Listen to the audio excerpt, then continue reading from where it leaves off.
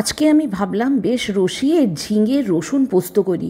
তো চলুন প্রসেসটা স্টার্ট করি। আমি ঝিঙে কেটে নিয়েছি, দুটো বড় পেঁয়াজ এইভাবে কুচি করে নিয়েছি, 10-12টা কোয়ার মতন রসুন নিয়েছি।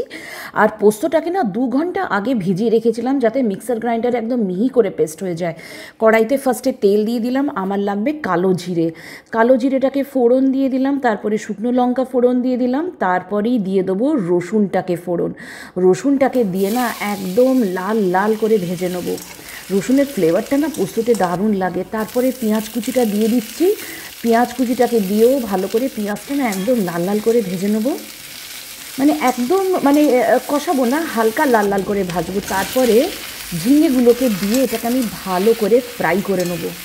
তারপরে সামান্য একটু লঙ্কা গুঁড়ো দেবো, লঙ্কা গুঁড়োটাকে দিয়েও ভালো করে ফ্রাই করব। এটা খেতে না দারুণ হয়েছিল। আর পোস্ত হচ্ছে বাঙালিদের একটা ইমোশন বলুন, পোস্ত ছাড়া বাঙালিরা কিছু ভাবতেই পারে না।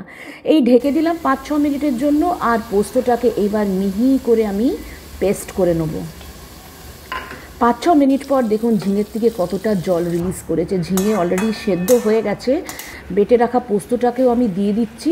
মিক্সার গ্রাইন্ডারের গায়ে যেটুখানি পোস্ত লেগেছিল জল দিয়ে ধুয়ে এটাকেও আমি অ্যাড করে দিলাম। স্বাদ মতো নুন অ্যাড করে দিচ্ছি, দিয়ে এটাকে একদম হাই ফ্লেমে 7-8 মিনিটের মতন ভালো করে ফ্রাই করব। 7-8 মিনিট পর দেখুন তেলটা রিলিজ করে গেছে, তার মানে এটা আমার অলরেডি ডান। নামাবার আগে একটু কাঁচা সর্ষের তেল দিয়ে দিচ্ছি, কেন কাঁচা সর্ষের তেলের গন্ধটা না পোস্ততে দিলে ব্যাপক লাগে।